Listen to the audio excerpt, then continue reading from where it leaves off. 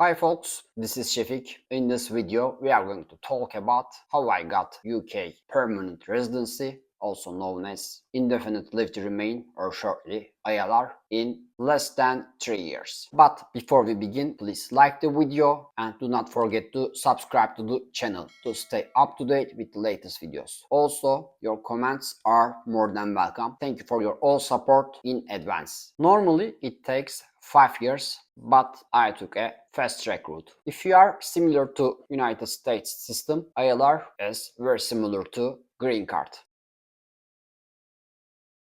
I had a skilled worker visa, then I switched my visa to global talent. I already recorded a video how I get that visa and also why I got that visa. If I had stayed in skilled worker visa, then I should wait 2 more years. But switching to global talent visa moved my eligibility to 2 years earlier. Also, my 2 years service on skilled worker visa counted. With Global Talent Visa, you can apply to Indefinite Leave to Remain 28 days before your 3rd year anniversary. So you don't have to wait even 3 years. Also, entry date to the country doesn't really matter. Unlike the old Ankara Agreement, also known as Turkish Business Person Visa, you have super priority service. You can pay £1,000 more and you can get the result of your ILR in next business day. This is very important because once you apply to ILR, you have to wait your decision and this usually takes to 6 months. This can even take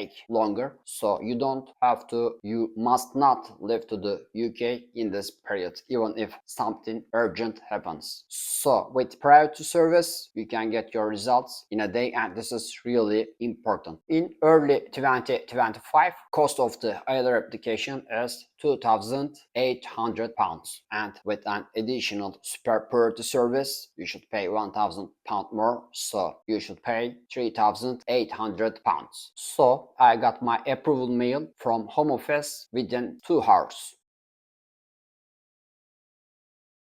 What's more, before getting ILR, you have to work in your expert field. So I applied Global Talent Visa under digital technology field. So I had to work in this field. When you apply in your application, you have to submit an evidence to show you have been working in your expert field. Otherwise, your application of ILR will be rejected. But once you got your ILR, you can even work as a barista, as a mortgage broker, or anything else. You don't have to work in your expert field anymore. Once you have your ILR with Global Talent Visa, you have to wait 2 more years to get the citizenship. But with traditional visas like skilled worker or Ankara Agreement, you are getting your ILR in 5 years and you have to wait 1 more year to get citizenship. So in summary, you are going to get your citizenship 1 year earlier than other visas. Having ILR provides you to have same rights to British citizens here except voting. You are able to get social funds now.